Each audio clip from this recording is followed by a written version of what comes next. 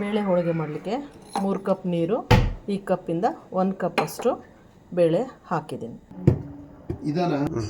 ಹೋಳಿಗೆ ಮಾಡಲಿಕ್ಕೆ 1 ಕಪ್ಪಷ್ಟು ಮೈದಾ ಹಿಟ್ಟು ಹಾಕ್ಕೊಂಡು 1/4 ಕಪ್ ನೀರು ಹಾಕ್ಕೊಂಡು ಕಲಿಸ್ಕೋಬೇಕು.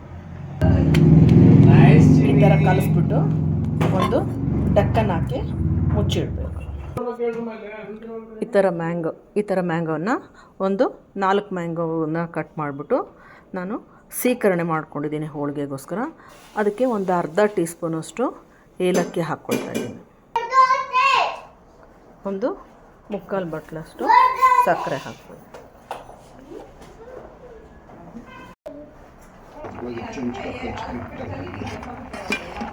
ಬೇಳೆ ಈ ಥರ ಬೆಂದಿದೆ, ಇನ್ನು ಸ್ವಲ್ಪ ಬೇಯಬೇಕು. ಹೋಳಿಗೆ ಸಾರು ಮಾಡಲಿಕ್ಕೆ 1 ಟೇಬಲ್ ಸ್ಪೂನ್ ಕೊತ್ತಂಬರಿ ಬೀಜ, 1 ಟೇಬಲ್ ಸ್ಪೂನ್ ಜೀರಿಗೆ, ಒಂದು 6 ಒಣಮೆಣಸಿಕಾಯಿ, ಒಂದು 8ರಿಂದ 10 ಬೆಳ್ಳುಳ್ಳಿ ಹೆಸರು, 1/4 ಟೀ ಸ್ಪೂನಷ್ಟು ಕಲಂಜಿ, 1/4 ಟೀ ಸ್ಪೂನಷ್ಟು ಮೆಂತೆ, 2 ಏಲಕ್ಕಿ, 10 ಕಾಳು ಮೆಣಸು, 1 ಇಂಚು ಚಕ್ಕೆ, ನಂತರ ಹೂವು, ಇದು ಜಾಕಾಯಿ ಹೂವು, ನಂತರ ಒಂದು 6 ಲವಂಗ, 1 ಟೀ ಸ್ಪೂನಷ್ಟು ಗಸಗಸೆ, 1 ಟೇಬಲ್ ಸ್ಪೂನು ಒಣಕೊಬ್ಬರಿ, ನಂತರ ಒಂದು ಅರ್ಧ ಈರುಳ್ಳಿಯನ್ನು ಹಾಕಿ ಚೆನ್ನಾಗಿ ಹುರ್ಕೊಳ್ಬೇಕು. ಈಗ ಕೊತ್ತಂಬರಿ ಬೀಜ ಹಾಕ್ಕೊಂಡು ನಂತರ ಜೀರಿಗೆ, ಮೆಂತೆಕಾಳು, ಮೆಣಸು, ಏಲಕ್ಕಿ, ಚಕ್ಕೆ, ಲವಂಗ, ಕೊಲಂಜಿ ಇದೆಲ್ಲ ಒದ್ಬಿಟ್ಟು ನಂತರ ಇದನ್ನು ಹುರ್ಕೊಳ್ತೇನೆ.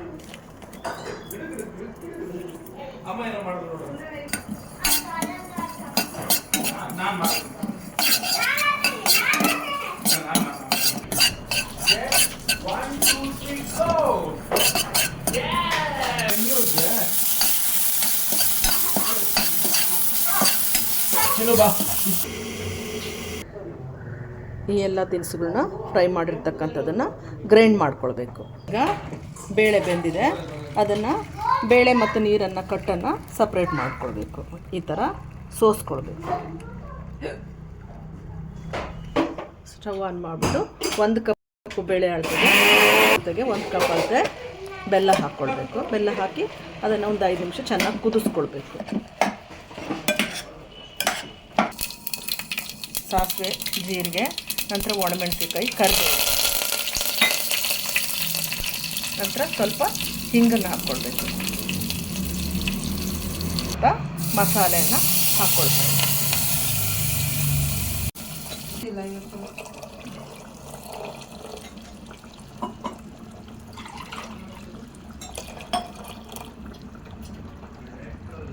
ಈಗ ಬೇಳೆ ಬೇಯಿಸಿರ್ತಕ್ಕಂಥ ಕಟ್ಟು ಅಂದರೆ ನೀರನ್ನು ಹಾಕ್ಕೊಳ್ತಿದ್ದೇನೆ. ಬೇಳೆ ಬೇಯಿಸಿದ ನೀರು, ಸ್ವಲ್ಪ ರುಚಿಗೆ ತಕ್ಕಷ್ಟು ಉಪ್ಪು ಹಾಕ್ಕೊಳ್ಬೇಕು. ಕೈ ಹುಷಾರು. ಈಗ ಸ್ವಲ್ಪ ಹುಣಸೆಹಣ್ಣು ನೀರನ್ನು ಹಾಕ್ಕೊಳ್ಬೇಕು ಆ ಸಾರಿಗೆ. ಈಗ ಸ್ವಲ್ಪ ಒಂದು ಸಣ್ಣ ನಿಂಬೆಹಣ್ಣು ಗಾತ್ರಷ್ಟು ಬೆಲ್ಲ ಹಾಕ್ಕೊಳ್ಬೇಕು. ಮಿಕ್ಸಿ ಎಲ್ಲ ಕೆಟ್ಟೆ ಹೋಗ್ಬಿಟ್ಟಿದೆ. ಈ ಥರ ನುಣ್ಣಗೆ ಮಿಕ್ಸಿ ಮಾಡ್ಕೊಳ್ಬೇಕು, ತರಿ ಇರಬಾರ್ದು. ಅದಕ್ಕೆ ಸ್ವಲ್ಪ ಏಲಕ್ಕಿ ಪುಡಿಯನ್ನು ಹಾಕ್ಕೊಳ್ಬೇಕು. ಈ ಥರ ಸಾರು ರೆಡಿಯಾಗಿದೆ. ಸಣ್ಣದು ಮೈದಾ ಹಿಟ್ಟಿನ ಉಳ್ಳಿಗಳು ಮಾಡ್ಕೊಂಡಿದ್ದೀನಿ. ಈ ಥರ ಬೇಳೆ ಹೂರಣದ್ದು ಹುಳಿ ಮಾಡಿದೆ. ಅದರಲ್ಲಿ ಈಗ ಇದು ತೊಗೊಂಡ್ಬಿಟ್ಟು ಈ ಥರ ಹಿಂಗೆ ಮಾಡಿಕೊಂಡು ಈ ಥರ ಇಟ್ಬಿಟ್ಟು ಫಿಲ್ ಮಾಡ್ಕೋಬೇಕು.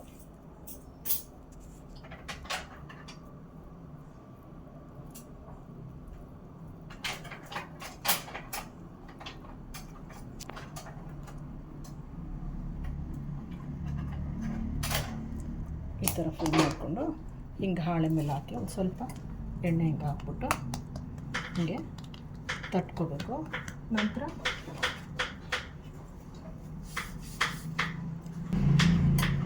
ಇನ್ನೊಂದು ಮಾಡುವಂಥದ್ದು ಈ ಥರ ಹೀಗೆ ಲಟ್ಸ್ಕೊಳ್ಬೇಕು. ಎಲ್ಲ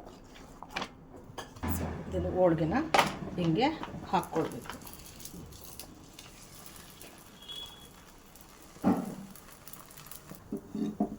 ಇದು ಬೆಂದಿದೆ ಒಂದು ಸೈಡು, ಇನ್ನೊಂದು ಕಡೆ ತಿರುಗಿ ಹಾಕ್ಕೊಳ್ತಾ ಇದ್ದೇನೆ. ಇದು ಆಗಿದೆ. ಈ ಥರ ಹೀಗೆ ಪ್ಲೇಟಿಗೆ ತಕ್ಕೊಂಡು ಈ ಥರ ಹೋಳಿಗೆ ರೆಡಿ ಆಗಿದೆ.